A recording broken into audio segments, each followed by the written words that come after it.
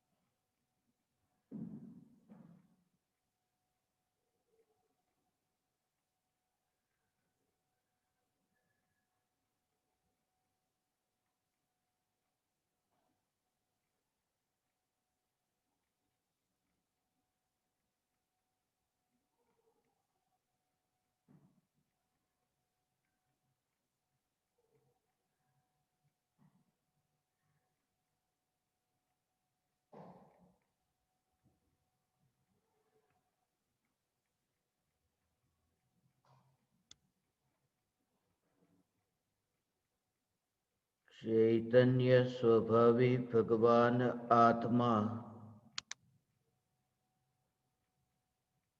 अनादि अनंत शुद्ध चैतन्य मात्र है। ज्ञान मात्र है। मैं शुद्ध चैतन्य मात्र, ज्ञान मात्र, भगवान आत्मा हूँ।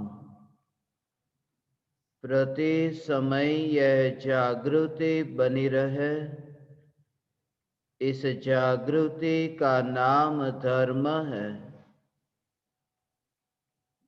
देह की प्रत्येक क्रिया के काल में और विकल्पों के बहते प्रवाह के काल में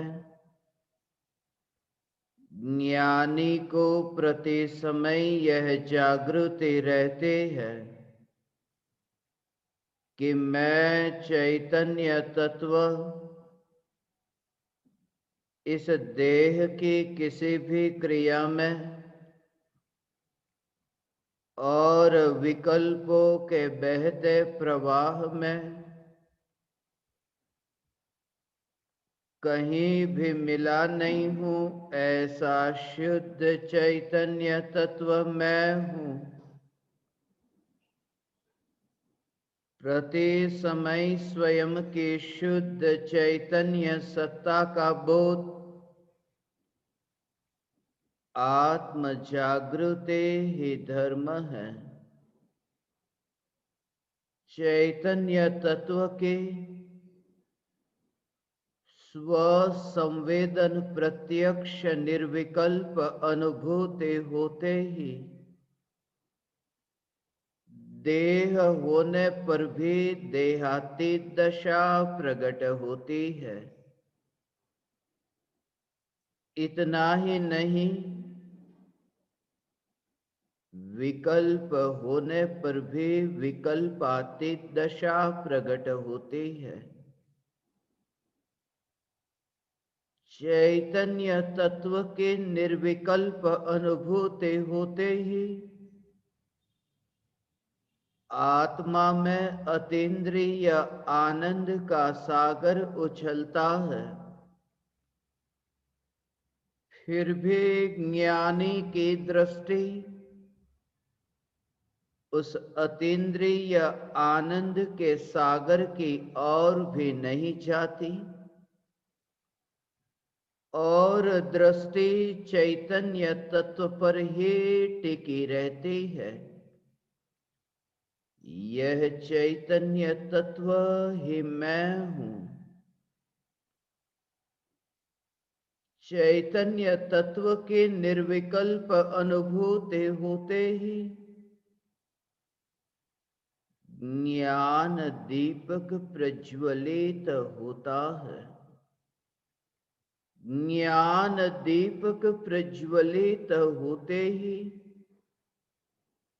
ऐसे यथार्थ श्रद्धा होती है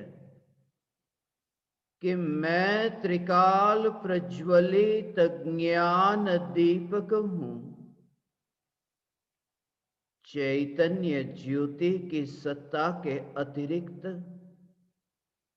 देह रूपी मिट्टी और रागादि विकारी भाव रूपी धुएं में कहीं भी फैला नहीं हूं। ज्ञान दीपक प्रज्वलित होते ही ज्ञानी स्वयं को राख की दीवार का पड़ोसी मानता है और मोक्ष मार्ग का मुसाफिर जानता है।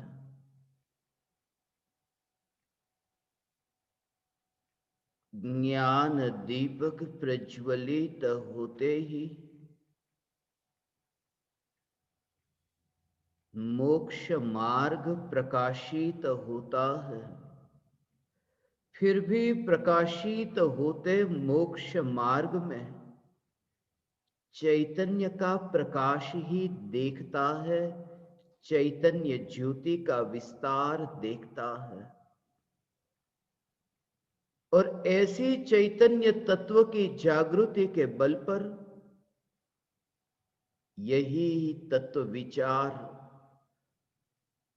मैं चैतन्य मात्र ज्ञायक देव हूं, इस तत्व विचार के फल में सहज ही ऐसी दशा प्रकट होती है कि उपयोग अंतर्मुख होता है, परिणति अंतर्मुख होती है और बार बार निर्विकल्प अनुभूति होने लगती है कि निकट काल में मुनि धर्म अंगीकार होता है।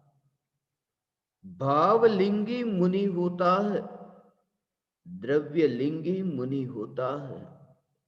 भावलिंग और द्रव्यलिंग ज्ञान दीपक की ज्योति, उस ज्योति से भावलिंग और द्रव्यलिंग का स्वरूप अत्यंत स्पष्ट जानने में आता है। द्रव्यलिंग को तो पुद्गल की अवस्था मानता है। ये देह की क्रिया और व्रतादि पालन करने के विकल्प, इन्हें तो जड़ की क्रिया देखता है। वन विहारी भावलिंगी मुनिराज, भीतर में ये श्रद्धा है कि परमाणु से मेरा धर्म नहीं, राख के ढेर से त्रिकाली ध्रुव परमात्मा का धर्म कैसे हो सकता है। अनंत पुद्गल परमाणु है, किन किन परमाणुओं में मैं कल्पना करूं कि इन परमाणुओं से मेरा धर्म। अनादिकाल से यही सबसे बड़ा अपराध कि पहले देह में एकत्व, कि यह देह मैं हूं, और कभी यह चैतन्य परमात्मा की पुकार सुनने का अवसर मिला तो भी देह की क्रिया ही मेरी क्रिया है। परमाणुओं का परिणमन आत्मा का धर्म कैसे हो सकता है। इसलिए सम्यक दृष्टि, जब ऐसी परिणति निर्मल होती है, मुनि धर्म अंगीकार करता है। वास्तव में तो मुनि धर्म अंगीकार हो जाता है, और गहराई में देखे तो मुनि धर्म अंगीकार होने की अवस्था ज्ञान में प्रतिबिंबित होती है और चैतन्य तत्व की, न्यायक देव की वह मस्ती एक समय के लिए भी नहीं छूटती। भूतकाल में भोगों के विकल्प उत्पन्न होते थे, अब मुनि धर्म अंगीकार करने का यह विकल्प उत्पन्न हुआ। मुनि धर्म अंगीकार करने का विकल्प, भावलिंगी मुनिराज को मुनि धर्म अंगीकार करूं ऐसा विकल्प उत्पन्न होता ही नहीं है। भावलिंगी मुनिराज को मुनि धर्म अंगीकार करूं ऐसा विकल्प नहीं होता, क्योंकि जिस समय भावलिंगी मुनि की अवस्था प्रकट होती है उस समय तो निर्विकल्प अनुभूति होती है। थोड़ा सूक्ष्म रहस्य समझे, क्योंकि 1 से लेकर के 5 गुणस्थान, जहां से छठे गुणस्थान में जाने की सुविधा ही नहीं। छठे गुणस्थान में विकल्प है, 7वां गुणस्थान निर्विकल्प। और नियम यही है कि 7वें गुणस्थान से छठे गुणस्थान में आगमन हो सकता है और किसी भी गुणस्थान से नहीं। तो जब भावलिंगी मुनि की दशा प्रकट हुई तो नीचे से ऊपर गया, तब छठे में तो गया ही नहीं, 7वें गुणस्थान में गया। और 7वें गुणस्थान में विकल्प से जाता है। जब उपयोग अंतर्मुख होता है और परिणति ऐसी निर्मल होती है कि सहज ही वह मुनि धर्म अंगीकार होता है। 7वां गुणस्थान, अप्रमत्त गुणस्थान, और फिर विकल्प उत्पन्न होते। तब ये सहज विकल्प उत्पन्न होते हैं जो 28 मूल गुणों को पालन करने के विकल्प। और जब उस दशा में पहुंचे हैं, सम्यक दृष्टि भी जब विकल्प को ज्ञान का ज्ञेय मानता है, तो वे भावलिंगी मुनिराज जो आत्मा में 7वें गुणस्थान में लीन होकर के 7वें गुणस्थान में त्रिकाली ध्रुव भगवान आत्मा का आश्रय लेकर अब जब विकल्प की दशा में आते हो, तब वो विकल्प को अपना कैसे मान सकते हैं। इसलिए द्रव्यलिंग जो है वह द्रव्यलिंग तो प्योर पुद्गल का परिणाम है। वहां तो धर्म भी नहीं है और वहां अधर्म भी नहीं है। इसलिए भूतकाल में अनंत बार मुनि धर्म अंगीकार किया, वो द्रव्यलिंग मुनि धर्म अंगीकार किया। उस द्रव्यलिंग के कारण तो मोक्ष भी नहीं हुआ और उस द्रव्यलिंग के कारण तो संसार में परिभ्रमण भी नहीं हुआ। वो जो द्रव्यलिंगी मुनि को संसार में परिभ्रमण हुआ वह द्रव्यलिंग के कारण नहीं, द्रव्यलिंग से धर्म है ऐसी मिथ्या मान्यता के कारण। और मिथ्या मान्यता आत्मा की पर्याय है, द्रव्यलिंग पुद्गल की पर्याय है। द्रव्यलिंग ने मुक्ति भी नहीं दिलाई और द्रव्यलिंग भटकाता भी नहीं, वह तो पुद्गल का परिणाम। अब बात रही भावलिंग, तो भावलिंग वह आत्मा की शुद्ध पर्याय है, शुद्ध दशा है। वह जो मुनि दशा कहते हैं वो आत्मा में प्रकट होने वाली वितराग परिणति। ऐसी वितराग परिणति 3 कषाय चौकड़ी के उदय के अभाव रूप वह जो वितराग परिणति है, वह वितराग परिणति को मुनि दशा कहा। वह वितराग परिणति मुनि दशा है। ऐसी मुनि दशा जब प्रकट होती है उसे भी ज्ञान का ज्ञेय जानते हैं। परिणति की निर्मलता को ज्ञान का ज्ञेय जानते। वो जो संभाव प्रकट हुआ ना, वह संभाव मैं नहीं हूं। ये जागृति मुनिराज को सदा काल बनी रहती है। कोई भी ज्ञेय जानने में आए मगर कोई रिएक्शन नहीं, कोई बैर विरोध नहीं, कोई रुचि अरुचि नहीं, और सहज संभाव से मात्र ज्ञाता दृष्टा। मगर ये जो ज्ञाता दृष्टा रहते हैं कोई प्रतिकार नहीं, फिर भी उस दशा को वे ज्ञान का ज्ञेय मानते हैं, जानते हैं और स्वयं को त्रिकाली ध्रुव ज्ञायक देव मानते हैं। उस दशा रूप भी स्वयं को नहीं मानते। भावलिंगी मुनिराज की दशा कषाय का भाव उत्पन्न हो और कषाय का भाव उत्पन्न न हो, ये दोनों मैं नहीं।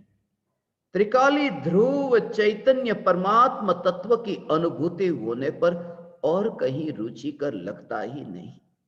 जहां अनंत सिद्ध परमात्मा, वे सिद्ध परमात्मा से भी महान नीच भगवान आत्मा जहां देखा, तो वहां मुनि की अवस्था में वहां सुख कैसा। इसलिए बाहर में देखो तो ये तुम्हें दिखाई देगा। आज तक तुमने ये बाहर से ही तो मुनि को देखा, वन विहारी मुनि, वन में विचरण करने वाले मुनि, भारत देश की भूमि पर जंगल में ही विचरण करते हैं वे मुनिराज, जंगल में विचरण करते हैं वे मुनि। परम कृपालु देव ने विराट दृष्टि से यह स्वरूप व्यक्त किया। बाहर से भी वन में भी विचरण करता हो, स्मशान में भी वह विचरण करता हो, वह नदी के किनारे पर भी बैठा हो, वह पहाड़ के शिखर पर भी बैठा हो, वह तुम्हें कहीं एकांत में ऐसी गुफा के भीतर कहीं मिल जाए, हो सकता है। मगर ये सब बाहर की पहचान है। चैतन्य तत्व की अनुभूति को उपलब्ध ऐसे ज्ञानी जब मुनि हुए, तब फिर मैं चैतन्य प्रदेश के बाहर नहीं। शरीर तो गुफा में होता है, मगर न्यायक देव देह की गुफा में भी नहीं होता। ऐसी श्रद्धा का बल, ऐसी ये चैतन्य तत्व की श्रद्धा का बल है कि मुनि हो गए और अंतर में सुख का भोग होता है। आज तक तुमने मुनि को जो देखा है वो मुनि अर्थात बेचारे मुनि, दुख को सहन करने वाले मुनि, दुख को सहन करने वाले कितना सहन करते हैं। धूप और सर्दी को सहन करते हैं, कांटे कंकड़ को सहन करते हैं, भूख प्यास को सहन करते हैं, मक्खी मच्छर को सहन करते हैं, 22 परिसर को सहन करते हैं। मुनि कितना सहन करते हैं, आज तक वही देखा। इसलिए तो मुनि के प्रति ऐसा अहोभाव आया, कैसा दया का भाव। बेचारे मुनि, तो बेचारे देख करके मुनि की भक्ति की है। आज तक वो भाव आया। मुनि अर्थात हर अंतर मुहूर्त में आत्मा में लीन होने वाले और निर्विकल्प अनुभूति में आनंद की घूंटे पीने वाले ऐसे मुनिराज, परम सुखी, ऐसे सुखी मुनिराज ये दृष्टि में आज तक नहीं आए, आ ही नहीं सकते, क्योंकि भीतर में अनुभूति नहीं। तुम पहचान नहीं कर सकते ज्ञानी की, तुम शब्दों से ही देखते हो। इसलिए तो पंडित के शब्द तुम्हें बहुत मीठे लगते हैं, क्योंकि तुम्हारे पास आंख नहीं, सुन लेते हो कान से, मगर वो दृष्टि में इतना तेज नहीं कि वो वाणी को चीर करके भीतर में परिणति कैसी है उस परिणति को देख सके। जब तुम्हें चैतन्य तत्व की अनुभूति हो, तब तो फिर बस तुम पूर्ण रूप से समझ से भर गए। लोग आते हैं यहां साधना के लिए, कहते हैं आत्मा की साधना करनी है। मैं पूछता हूं, क्या आप धर्म के बारे में कुछ जानते हैं? कहते हैं थोड़ा थोड़ा जानते हैं, मगर ज्यादा कुछ भी नहीं जानते। थोड़ा तो समझते हैं, मगर ज्यादा कुछ भी नहीं समझते।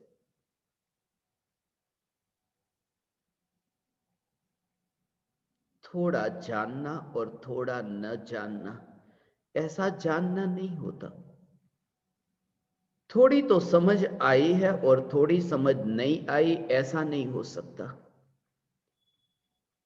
समझ तो समझ है, जिस समय समझ प्रकट हुई पूरी समझ प्रकट होती है। ऐसा नहीं होता कि वर्तुल, थोड़ा तो वर्तुल है और थोड़ा वर्तुल नहीं है। वर्तुल का अर्थ है पूरी तरह से जो वर्तुल है, पूर्ण है, वही तो वर्तुल है। मगर ये धोखा देते हैं अपने को, वरना भयभीत तो होते हैं। अरे मैं ये जानता हूं, उसका क्या? वो अहंकार की पकड़ नहीं छूट सकती। इसलिए सबसे पहले ज्ञानी होने से पहले ये स्वीकार कि मैं कुछ भी नहीं जानता, मैं नहीं जानता, ये स्वीकार तो हो, मगर उसके लिए तो मिटना होता है। जिस समय जानना होगा उस समय तुम्हारा पूरा जानना होगा, अधूरा जानना होता ही नहीं। शून्य है वह शून्य अधूरा नहीं होता कि थोड़ा तो शून्य है और थोड़ा तो अंक रूप है। अंक रूप थोड़ा भी है तो वह शून्य नहीं हो सकता। शून्य अर्थात पूर्ण, पूर्ण रूप से जो शून्य है वही तो शून्य है। जब तुम पूर्ण रूप से स्वरूप को समझते हो, बस उसी का नाम पूर्ण समझ है, जो चौथे गुणस्थान में ही प्रकट हो जाती है। तुम ज्ञान का दीपक तो जलाना चाहते हो मगर डरते हो, अंधेरे में बैठे हो, प्रकाश तो चाहते हो मगर दिया जलाने से डरते हो कि कहीं अंधेरा चला ना जाए। अंधेरे का मोह भी नहीं छोड़ना चाहते और प्रकाश के लिए भावना पाते हो, कब आए प्रकाश, तो दिया जलाना होगा। हाँ, एक उपाय है कि प्रकाश की चर्चा करते रहो, अंधेरा भी न जाएगा और प्रकाश की चर्चा से भ्रम भी होगा कि बस प्रकाश आ गया। ये चैतन्य की चर्चा शास्त्रों में पढ़कर के करने से एक भ्रम हो जाता है, मैं जानता हूं, और मिथ्यात्व और अज्ञान का अंधकार दूर नहीं हुआ। जब समझ प्रकट होती है बस तब मुनि की दशा समझ में आएगी। इसलिए मुझे मुनि दशा के बारे में कम कहना है, मुझे उसके बारे में अधिक कहना है कि तुम्हारे भीतर में वह चैतन्य ज्योति कैसे प्रज्वलित हो। मुनि दशा तुम्हें सहज समझ में आ जाएगी, स्वीकार हो मुनि धर्म, चलते फिरते सिद्ध परमात्मा की वह दशा, मुनि दशा।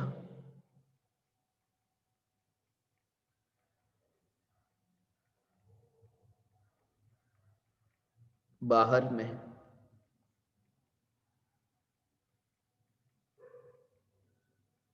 अपरिग्रही दिखते हैं, धागे मात्र का परिग्रह नहीं। ये बाहर का वस्त्र का धागा भी वहां पर नहीं है, ये तो आंखों से दिखाई देता है, मगर भीतर में ऐसी चैतन्य की जो स्थिरता प्रकट हुई है। भगवान बार बार यही कि मैं त्रिकाली ध्रुव भगवान आत्मा, मैं त्रिकाली ध्रुव भगवान आत्मा, ये बार बार तत्व विचार और तत्व विचार के फल स्वरूप ये दशा प्रकट हुई। निर्विकल्प अनुभूति।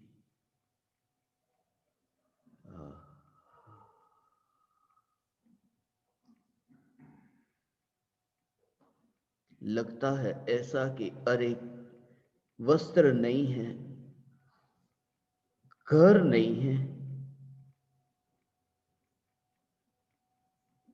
बाहर में कोई संपत्ति नहीं है, कितने दुखी।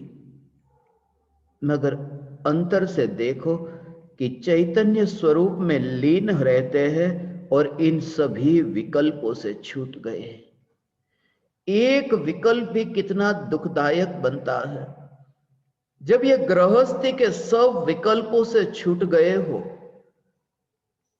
वस्त्र के विकल्प से छूट गए, ऐसा नहीं दिखता, बिना वस्त्र के देखो कैसे है, मगर वस्त्र के विकल्प से मुक्त हो गए हैं, घर के विकल्प से मुक्त हो गए हैं।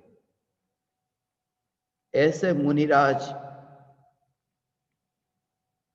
जो निर्विकल्प हुए, परिणति की निर्मलता के बल पर वह मुनि धर्म अंगीकार होता है।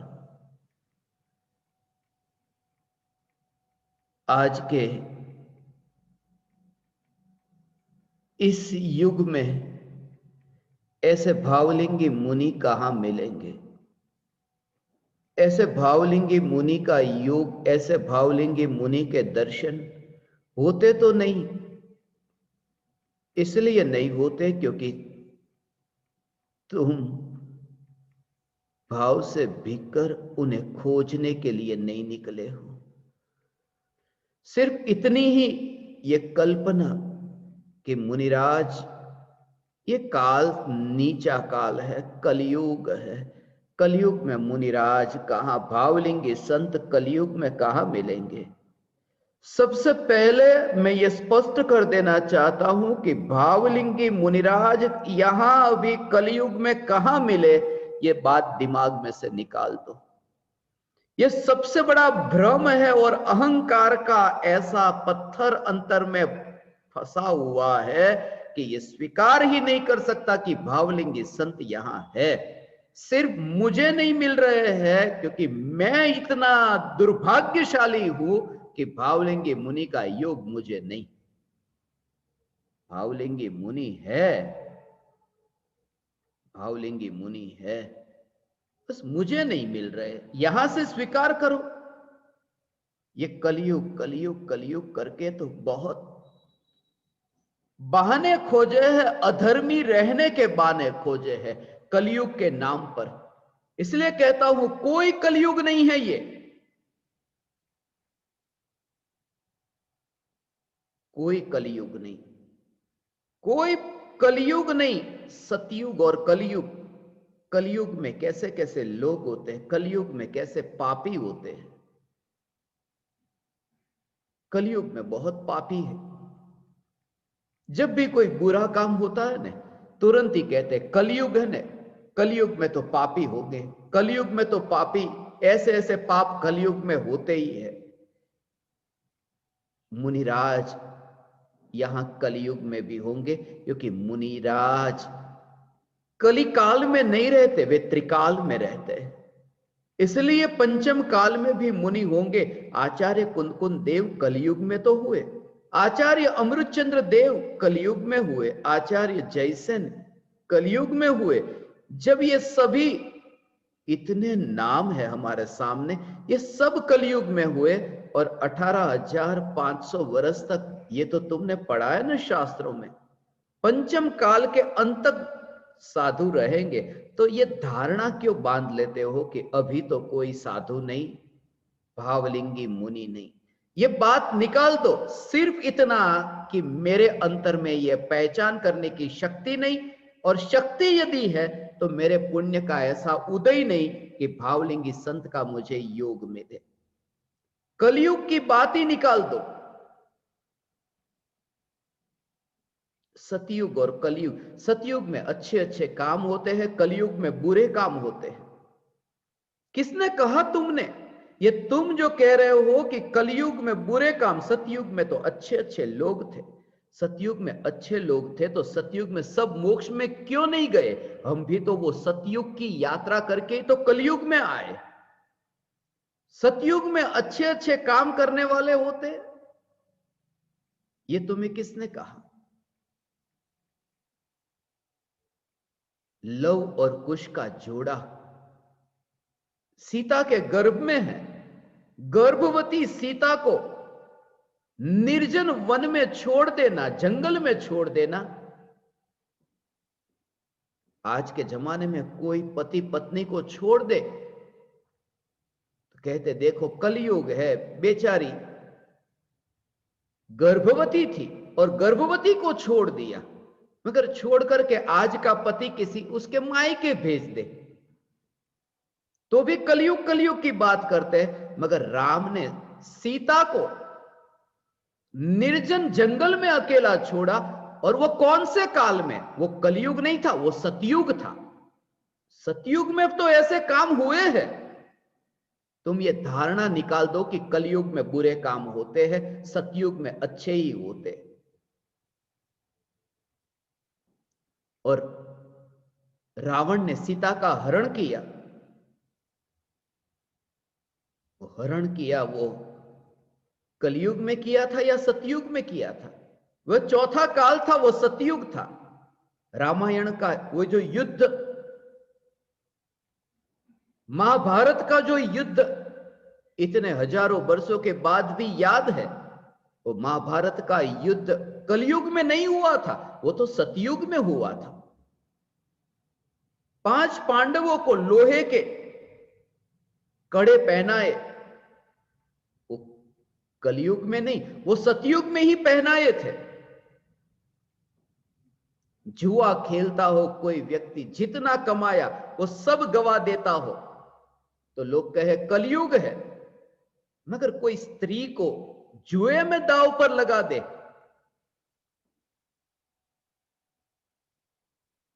वो सतयुग था। सतयुग में जुए पर लगा दी स्त्री को। आज कोई चैतन्य परमात्मा की पुकार करे, लोग कहते हैं कलयुग में तो ऐसे है। परमात्मा की पुकार करो ने। पूज्य गुरुदेव श्री कांजी स्वामी ने चैतन्य की ऐसी पुकार की, मगर ये कलयुग में लोग ऐसे हैं ने, उनकी बात को माना नहीं। कलयुग में ऐसे ही विरोधी पैदा होते हैं। नीचा काल है ने, नीचे काल में चैतन्य की ये पुकार नहीं सुहाती है। कलयुग है। मगर मारीची को वो जो आदिनाथ भगवान की पुकार नहीं सुहाई और 363 मत की स्थापना की, वो तो सतयुग था, वो कहां कलयुग था। ये बहाने बंद कर दो कि कलयुग और सतयुग। तुम्हारे भीतर में चैतन्य की रुचि नहीं जगी है, सिर्फ इतना स्वीकार कर लो। ऐसे युद्ध तो नहीं हुए भाई भाई ने भरत चक्रवर्ती के युद्ध ये सतयुग में हुए थे। ज्ञानी का विरोध करने वाले, ज्ञानी का विरोध करने वाले कलयुग में होते हैं। ज्ञानी पर पत्थर फेंकने वाले, पूज्य गुरुदेव श्री पर भी पत्थर फेंकने वाले, ये कलयुग है ना, नीचा काल है। गुरु पर पत्थर फेंकने वाले कलयुग में मिलेंगे। ज्ञानी संत पर पत्थर फेंकते हैं कलयुग में नहीं। पार्श्वनाथ मुनिराज पर पत्थर फेंके थे कमट ने, वो सतयुग ही था, वो चौथा काल था। ये बात दिमाग में से निकाल दो कि कलयुग और सतयुग। ज्ञानी को परेशान करने बहुत लोग आते हैं, ज्ञानी की कसौटी करने आते हैं। कलयुग में ज्ञानी की कसौटी करते, स्वीकार नहीं करते। ये अज्ञानी कसौटी करके ही स्वीकार करूंगा, ऐसे स्वीकार न करूंगा। मगर तरह तरह की कसौटी करने वाले कलयुग में नहीं। यशोधर मुनि के गले में सांप डालकर कसौटी करना, यह सतयुग में ही हुआ था, कलयुग में नहीं। श्रेणिक राजा ने सांप गले में डाला, वो सतयुग में ही तो डाला था। फिर भी इतने इतने इतिहास में इतनी इतनी घटनाएं हैं जो सतयुग में बुरे काम हुए हैं। सतयुग में इतने बुरे काम हुए, जब सतयुग में बुरे काम हो सकते हैं तो कलयुग में मुनि क्यों नहीं हो सकते। सतयुग में बुरे काम हो जाए तो कलयुग में अच्छे काम भी हो जाए। इसलिए धन्य है वह मुनि दशा। मुनि तो होते हैं और होएंगे, मुनि तो होएंगे, मगर काल को देख करके नहीं। ये तो पुरुषार्थ की कमजोरी वाले कायर लोगों की चाल है कि कलयुग है, कलयुग है, कलयुग है, अब यहां मुनि नहीं होंगे। कलयुग है। चैतन्य चैतन्य चैतन्य का जोर इतना हो कि कलयुग अब मुझे दिखता ही नहीं। मुझे तो त्रिकाल त्रिकाल त्रिकाल ही दिखता है। और जब ऐसी त्रिकाली ध्रुव परमात्मा की रुचि अंतर में जगी हो और लीनता होती हो, फिर तो सहज दशा है। हे ज्ञान दीपक, नीचा काल, नीची भूमि, तू किसी भी प्रकार की फिक्र मत कर, किसी भी प्रकार की फिक्र मत कर।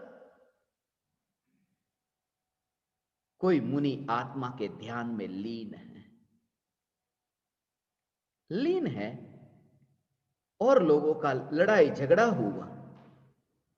अभी थोड़े साल पहले ही समझ लो कि भारत और नेपाल ये तो एक ही थे ना इतिहास के पन्ने पर। अब कोई उस भूमि पर आत्मा के साधना में, आत्मा के ध्यान में लीन है। अब देश देश के, ये भारत के और वहां के लोगों ने लड़ झगड़ करके दो टुकड़े कर दिए, लकीर खींच दी। अब लकीर खींच दी तो वो जो नेपाल में, अब वो नेपाल में चले गए ना। अब उसका 7वां गुणस्थान तुरंत ही नीचे गिर जाएगा, वो गृहस्थ हो जाएंगे, क्योंकि यहां उन्होंने लकीर खींची। लकीर खींचने वाले कोई और, क्योंकि अब वो भारत नहीं रहा। मैं ये कहता हूं कि तुम ये भारत और प्रदेश के भेद को निकालो, तुम न्यायक पर दृष्टि करो, तुम्हें सब समझ में आ जाएगा। जब भीतर में अंतर्मुख दृष्टि होती है, ये सब अभी जो भारत है, पता नहीं कल क्या हो। समेत शिखर तो भारत है ना, कलकत्ता तो भारत है ना। कलकत्ता के वहां पर कोई मुनि आत्मा की साधना करते हैं और आत्मा के ध्यान में लीन है, और बांग्लादेश ने प्रहार किया और कलकत्ता बांग्लादेश में चला गया। मुनि को पता ही नहीं, गुफा में बैठे। मगर अब वो मुनि नहीं, जैसे वो वहां लकीर खींची और यहां मुनि धर्म खत्म हो गया। मुनि धर्म आत्मा में होता है, जमीन में नहीं। सब बात दिमाग में से निकाल दो।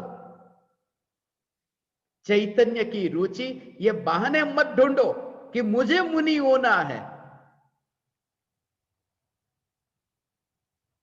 मुझे भी मुनि धर्म अंगीकार करना है, मगर अभी मुहूर्त ठीक नहीं है, चौघड़िया ठीक नहीं है। मुझे तो आश्चर्य होता है जब मैं महाराज साहबों को पढ़ाता था, जब वे कहते कि चौघड़िया अभी ठीक नहीं चल रहा। मुनि धर्म अंगीकार करने का चौघड़िया होता है, वहां शुकन अपशुकन होता है। आज तक तुम्हारे अंतर में इतनी भूख लगी हो, दोपहर के 2-3 बज गए, खाना नहीं खाया, सुबह का नाश्ता नहीं किया, और उस समय काल चौघड़िया चल रहा है। अब क्या करोगे तुम? देखोगे कि चौघड़िया देखने के बाद में ही मैं भोजन करूंगा, कि जल्दी से? मैं ये कहता हूं, जब अंदर में इतनी भूख लगी हो, प्यास लगी हो, वहां चौघड़िया देखते ही नहीं।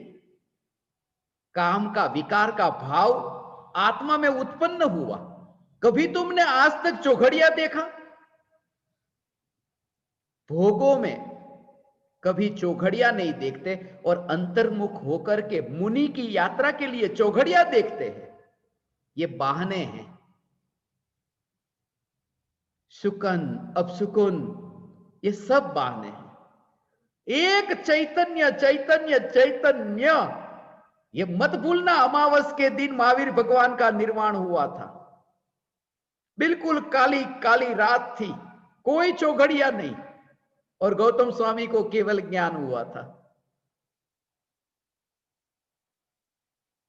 ये सब बहाने। तुम्हें पता है पंच कल्याणक होते हैं भगवान के?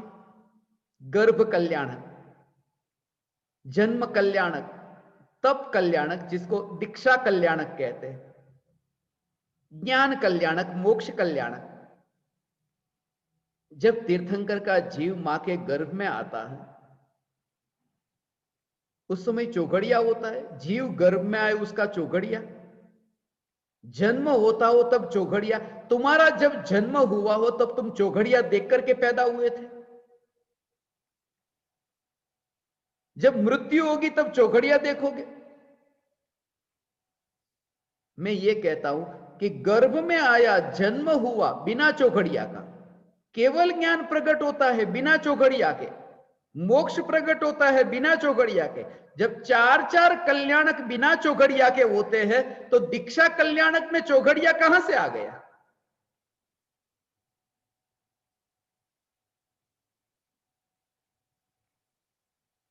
कोई काल के भेद में मत। धन्य है वह मुनि दशा कि जहां बाहर का काल मेरी नजर में नहीं, एकमात्र चैतन्य। इसलिए तो बाहर के किसी भी प्रकार के भेद में मत अटकना। कौन मुनि हो सके, कौन मुनि न हो सके, सिर्फ चैतन्य चैतन्य चैतन्य। ये तो अहंकारियों की चाल है। जो खून तुम्हारे भीतर वह खून मेरे भीतर, जो चमड़ी तुम्हारी ऐसी चमड़ी मेरी, जो, मगर उसमें भी हमने भेद डाल दिए। ये मुनि हो सकता है, ये मुनि नहीं हो सकता। पूज्य गुरुदेव श्री तो ये कहते थे, आज तक तुम्हें कभी ऐसा विचार आया? ये कहते कसाई भी वध करता हो प्राणियों का वध करता हो तो भी तुम्हें वो परमात्मा के रूप में दिखाई देता है?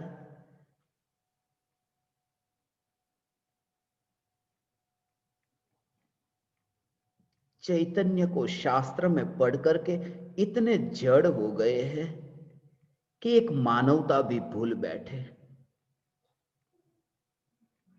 और मुझे तो बहुत ऐसे प्रसंग आए हैं, इसलिए तो मैं कहता हूं, मैंने मांसाहारियों के साथ में बैठ करके सत्संग किया है, मांसाहारियों के साथ में।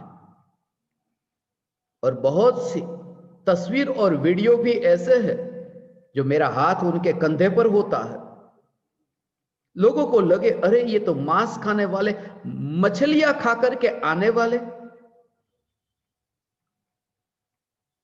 कब किस में कैसा परिवर्तन आए तुम क्या जानो। वो दृष्टि, मुझे तो जहां देखूं वहां परमात्मा दिखता है, परमात्मा दिखता है। और यहां से तो शुरू करो, विचार तो करो।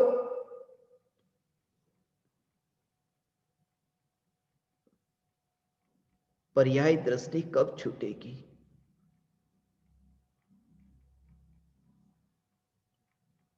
मुनि धर्म अंगीकार होगा।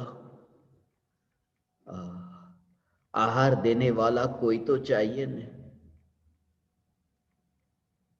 जब मैं मुनि हूं, मगर तुम्हें तो आहार दान देने की विधि का पता ही नहीं, इसलिए थोड़े दिन में तुम्हें आहार दान की विधि समझा देता हूं, बाद में फिर मुनि हो जाऊंगा। ऐसा मुनि नहीं होता, वो मुनि ही नहीं।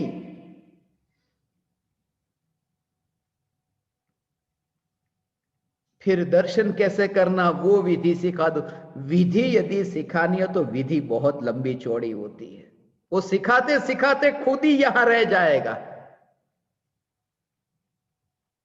आचार्य कुनकुन देव 11 वर्ष की उम्र में जब मुनि हुए, वो विधि सिखाने बैठते तो मरते दम तक मुनि न हो पाते। वह तो भीतर की दशा ऐसी होती है। और हे ज्ञान दीपक, तुम्हारी भी वह दशा होगी।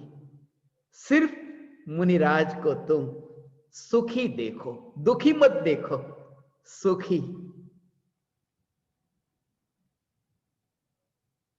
ऐसा दिखे, मगर अभी तुम्हें नहीं दिखते सुखी, इसलिए क्योंकि तुम्हें सुखी कोई और दिखते हैं। मुंबई में मैं लोगों को बोलते हुए ये सुनता था कि देखो मुंबई में इतना हमें मिला है, खाने पीने को मिला है, घी दूध मिला है, हम कितने सुखी। बिहार में जाके देखो, दुख देखना है तो बिहार में देखो। लोग यही कहते हैं दुख कहां है, कि बिहार में। माने वहां पर खाने पीने को नहीं है, मुंबई में खाने पीने को मिल गया। अज्ञानी की दृष्टि में ऐसा है कि खाना पीना मिला तो सुख। लोग कहते हैं ना, ये आदमी बहुत अच्छा, बहुत ऊंचा है। क्यों? खाते पीते घर से है, सुखी है। खाते पीते घर से है और साथ में जोड़ते हैं सुखी है, सुखी घर ना है। माने खाते पीते हो बस वही सुखी, भूखे रहते तो दुखी दिखेंगे, इसलिए तो मुनि दुखी दिखते हैं।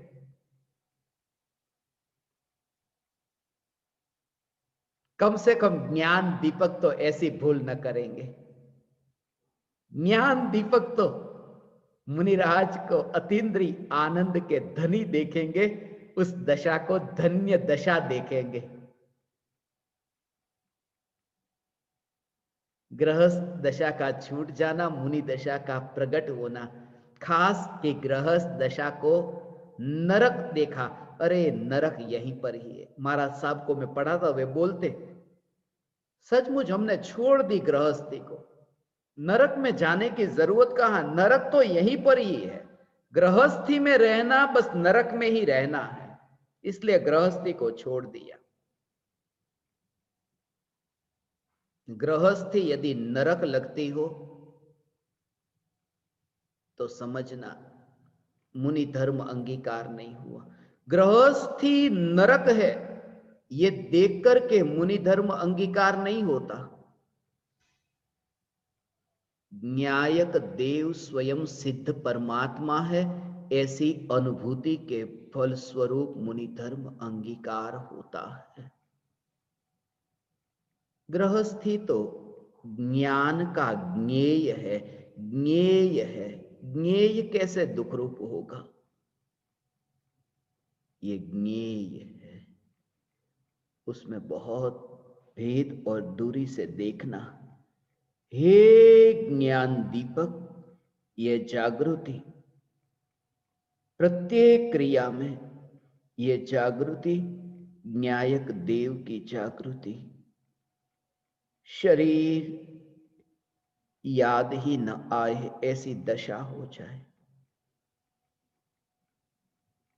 कितने ही दिन तक पता न चले। जैसे स्थिरता, एकाग्रता ऐसी है कि पता ही न चला भोजन किया या न किया, पानी पिया या न पिया। प्रतिज्ञा नहीं लेता, मगर अंतर में ऐसी लीनता हो जाती है कि बाहर का पता ही नहीं होता। इसलिए मुनि ने तैयारी नहीं की, इतने दिन तक मैं नहीं जाऊंगा आहार लेने के लिए। वहां इतने आनंद में ही आनंद में लीन रहते हैं कि आहार का विकल्प ही नहीं उठा। वह मुनि दशा, मुनि दशा ऐसी है। मुनि धर्म परतंत्र नहीं, इसलिए बाहर के लक्षण से मुनि धर्म की पहचान मत करना।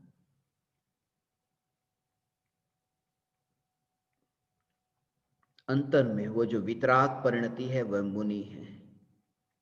हाथ में पीछी है, कमंडलू है। ये मुनि के पास में ये देखा कि बस ये मुनि, मगर ये मुनि की पहचान ये बाहर से करते हो, भीतर में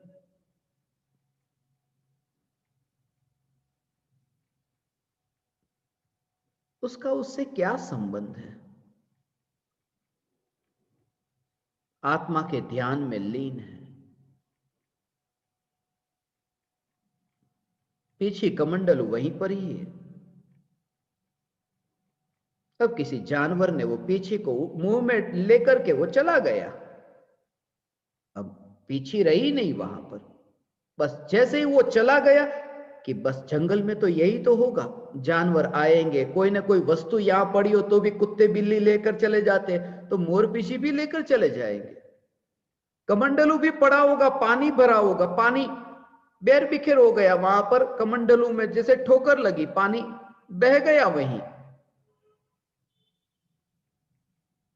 ऐसी स्थिति बहुत बार होगी, मगर फिर भी मुनि धर्म उससे नहीं छूटता। मुनि धर्म है वितराग परिणति।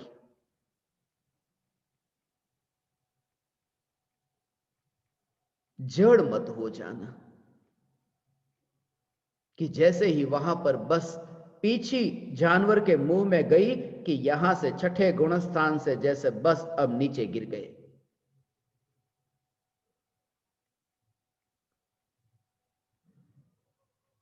मुनि अवस्था, मुनि दशा।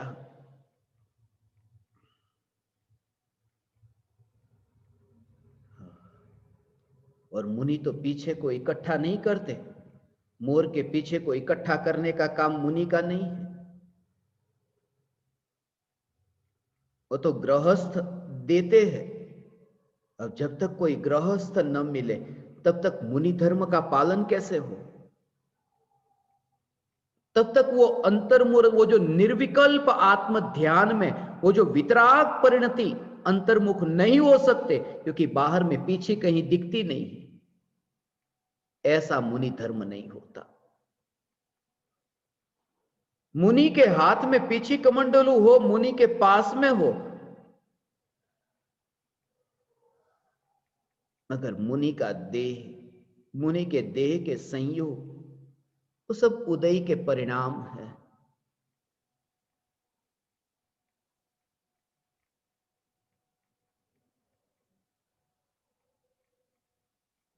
पुरुषार्थ आत्मा के अंतर में है। इसलिए हे ज्ञान दीपक, तुम निराश मत होना। तुम्हें मुनि धर्म अंगीकार होगा, कोई भेदभाव नहीं, क्योंकि यह स्वभाव के आश्रय से प्रकट होता है। पदार्थ का सिद्धांत भी जब अलग अलग नहीं, तो परमात्मा के सिद्धांत अलग कैसे हो सकते हैं? पानी को 100 डिग्री पर गर्म किया जाए कि पानी भाप बन जाता है। अब कोई ब्राह्मण गर्म करे तो थोड़ा जल्दी भाप बन जाए, और कोई शूद्र गर्म करे तो थोड़ा धीरे धीरे देर लगेगी।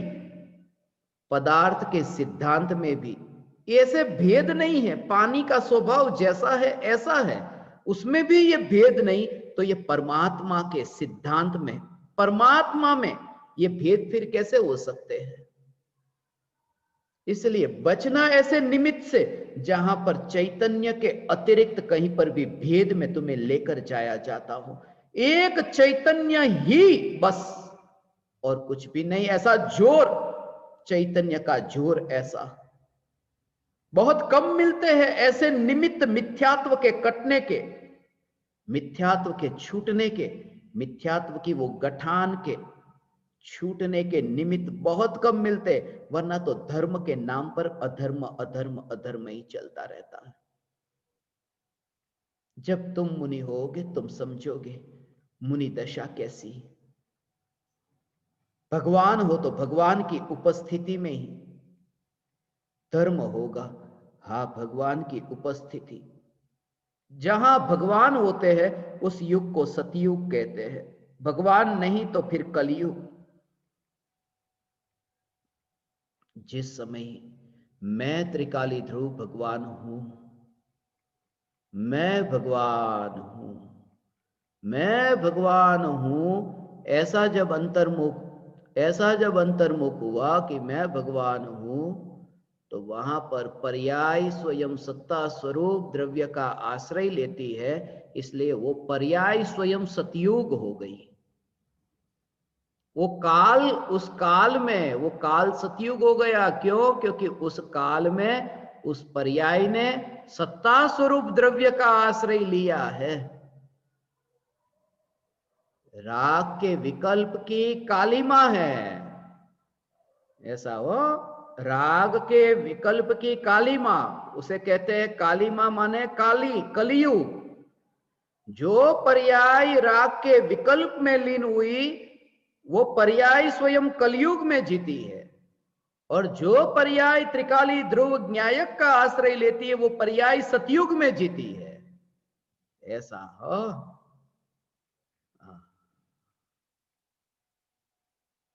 ऐसा मुनिराज पर उपसर्ग करने वाले ऐसे नमोकार मंत्र पानी में लिख करके नमोकार मंत्र पर पैर रखने वाले हैं ये शुभोम चक्रवर्ती। वो कलयुग में हुए कि सतयुग में हुए? चक्रवर्ती कहां होते हैं? तो जब ऐसे कि नमोकार मंत्र पर पैर रखा, ऐसा तो शुभोम चक्रवर्ती 7वें नरक में, 7वें नरक का बंद, और 7वें नरक में गया। उस सतयुग में जी करके भी कलयुग में जिया है, क्योंकि स्वरूप का आश्रय जिस पर्याय ने नहीं लिया, वो पर्याय राग और द्वेष के विकल्प में जी है। चैतन्य चैतन्य चैतन्य चैतन्य परमात्मा का आश्रय लेने वाली प्रत्येक पर्याय सतयुग में है।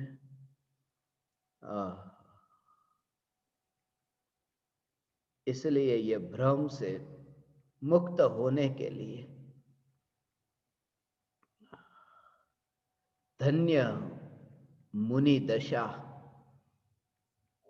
बाहर के भेद कहीं पर भी वहां काम में नहीं आते। बाहर की जितनी अंधश्रद्धा, अंध मान्यता है, उस मान्यता को दूर करना, ऐसा।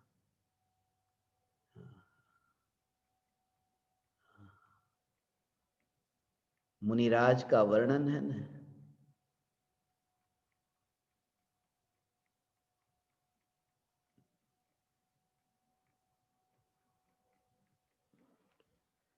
हाँ।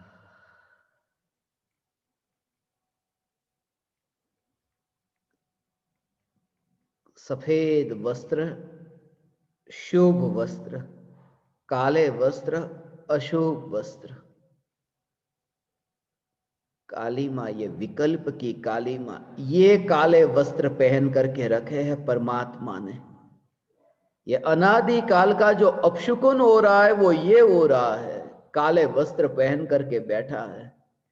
बाहर में देह के ऊपर तो सफेद वस्त्र पहने और भीतर में पर्याय में वो राग की काली मां, ज्ञानी देखता है कि भगवान आत्मा ने ये काले वस्त्र पहने हैं, राग की काली मां है। मगर फिर भी बुरा नहीं, फिर भी उसके प्रति द्वेष नहीं, फिर भी उसे अपना मानना नहीं, ज्ञान का ज्ञेय देखते हैं। मुनिराज,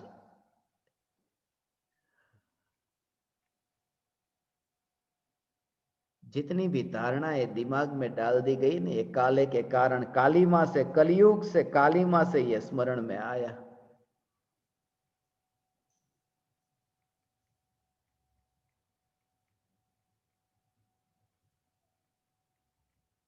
काले काले काले को अपशुकन। किसी की शादी में जाओ, काले कपड़े पहन करके जाओ ना, तो कहते अरे ये काले कपड़े पहन करके कहाँ आ गए।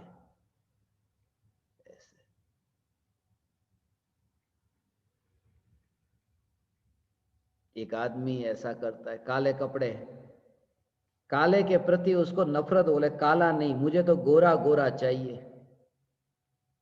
हर 2-4 दिन में वो बाल को काला करता है। वो कहता है मुझे गोरा चाहिए मगर बाल तो काला चाहिए।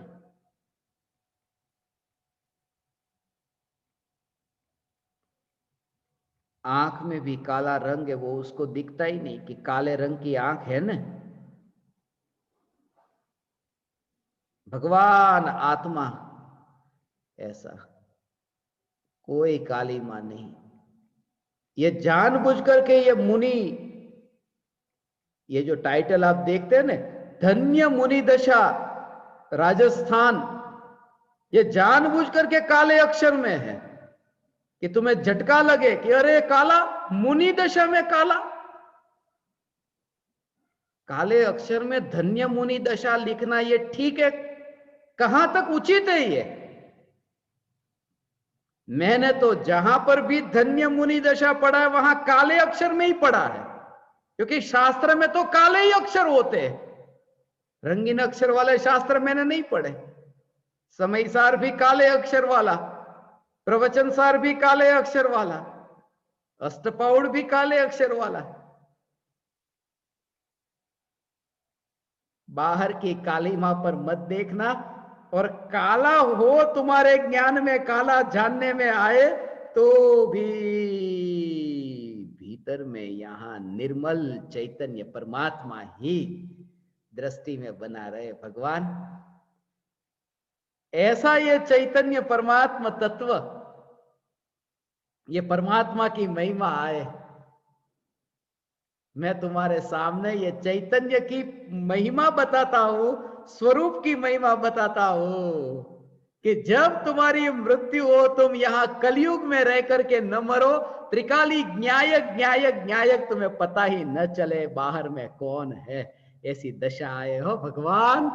बाहर में देह छूटता हो, माता पिता भाई बहन परिवार जन ये सब छूटते हो, ये सब संयोग छूटते हो, मगर भीतर में मैं चैतन्य चैतन्य चैतन्य, ऐसी स्थिरता हो, अंतर्मुख हो।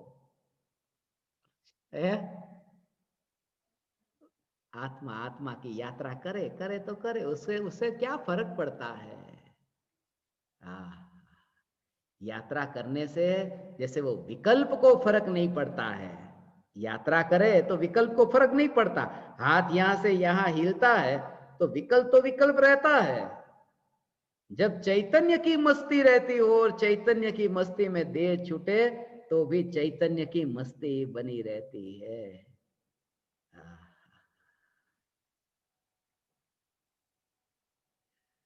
एक इतने इतने वस्त्र है ना,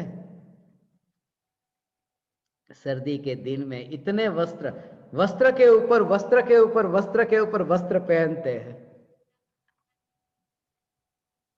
मृत्यु हुई न, ऐसा हो, मृत्यु हुई तो एक वस्त्र उतर गया। सम्यक दृष्टि ने ये एक वस्त्र उतर गया। भविष्य में 4 भव बाकी हो न, तो इस भव में ये देह छूट गया तो समझना कि 4 कपड़े पहने, उसमें एक कपड़ा गया और 3 कपड़े और बाकी। एक एक कपड़ा कम होता जा रहा है दिगंबर होने के लिए, सिद्ध अवस्था के लिए, देहातीत होने के लिए। ये चैतन्य की महिमा ऐसी कि तुम्हारे भीतर में ये चैतन्य का ऐसा दृढ़ श्रद्धान हो और मिथ्यात्व की बीमारी से छुटकारा हो। और होगा, निकट काल में तुम्हें सम्यक दर्शन होगा। ये कठिन नहीं है, मैं तुमसे कहता हूं होगा। मैं मोहर लगाऊंगा कि हां तुम्हें हुआ है, सिर्फ पन्नों पर नहीं रहेगा, तुम पुरुषार्थ करो। पहले मोहर तुम्हारी और फिर मैं तुमसे कहूंगा कि हां ये सम्यक दर्शन है। मगर पुरुषार्थ तुम करो और तुम्हारी बीमारी दूर होगी। और होगी इसलिए क्योंकि मुझे तुमसे कुछ भी नहीं मिलने वाला। मुझे क्या मिलने वाला है तुमसे? मरीज होता है ना, 2 प्रकार के मरीज होते हैं। एक तो धनवान मरीज और एक निर्धन गरीब मरीज।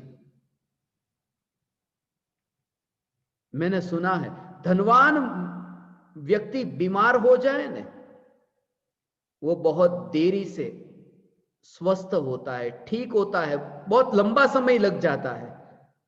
मगर गरीब कोई बीमार हो ना तो जल्दी ठीक हो जाता है। तुम्हारी समझ में आ गया होगा। इसलिए अब जब समझ में आ गया तो इसलिए कहने की क्या जरूरत। कुछ न कुछ मिल रहा है ना उसको। देरी से बीमारी मिटेगी मगर देरी से कुछ मिलता है ना तो। और निर्धन से क्या मिलता है? मुझे तुमसे कुछ भी नहीं मिलने वाला। और जब कुछ भी नहीं मिलने वाला, इसलिए तुम्हारी बीमारी जल्दी ठीक हो जाएगी। क्योंकि जिनसे कुछ भी नहीं मिलता उनको बीमार क्यों रखना? हे ज्ञान दीपक, तुम्हारी बीमारी दूर होगी चैतन्य तत्व के आश्रय से। प्रति समय ये जागृति हो। धन्य है मुनि दशा, मुनि धर्म।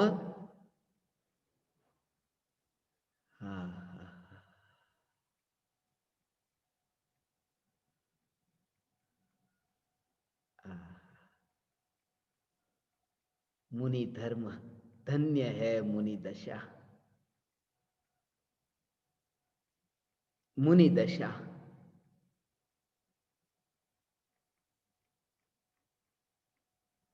जब मैं ये लिख रहा था धन्य मुनि दशा, और फिर लिखा राजस्थान, मुझे पर्यायवाची लगे धन्य मुनि दशा और राजस्थान। राजस्थान का दूसरा नाम मुनि दशा है। राज अर्थात जीवराज, चैतन्य तत्व जहां निवास करता है। कहां निवास करता है? पर्याय में, अवस्था में, दशा में। दशा में ही तो स्थान में जो निवास करे। राज जिस स्थान में निवास करता है, राज जिस पर्याय में निवास करता है, और ऐसी पर्याय कि 3 कषाय चौकड़ी के अभाव पूर्वक वितराग परिणति रूप पर्याय, ऐसा जो स्थान मिल गया है जीव राज को, वही राजस्थान है। राजस्थान ही मुनि दशा है।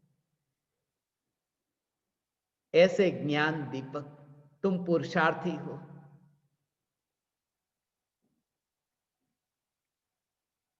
अभी आपने सुना ऐसे ऐसे ज्ञान दीपक राजस्थान के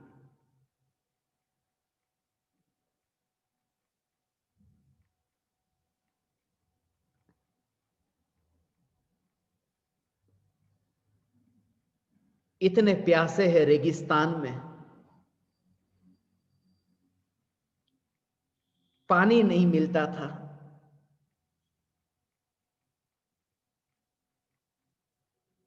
इसलिए रेगिस्तान में, राग के रेगिस्तान में, विकल्पों के रेगिस्तान में यह चैतन्य परमात्मा की पुकार, यह विचार भी आया। मेरी ये बहुत दिन से भावना थी, कोई ऐसा ज्ञान दीपक हो कि जो मुनि की दशा के बारे में सुनना चाहे। और बहुत कुछ कहना है, मगर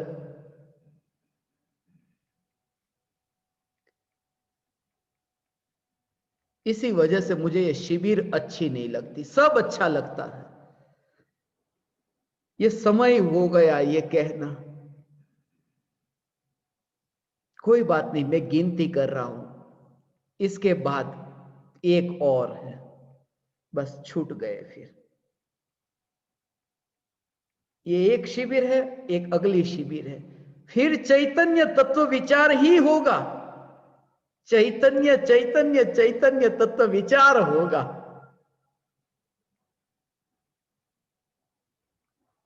हे ज्ञान दीपक, आपका वात्सल्य इतना मिला कि आपने मुझे ये मुनि दशा, धन्य मुनि दशा पर बोलने का अवसर दिया। मैं आप समस्त परमात्माओं को मेरे हृदय के अंतःकरण से प्रणाम करता हूं। मेरे प्रणाम स्वीकार करें।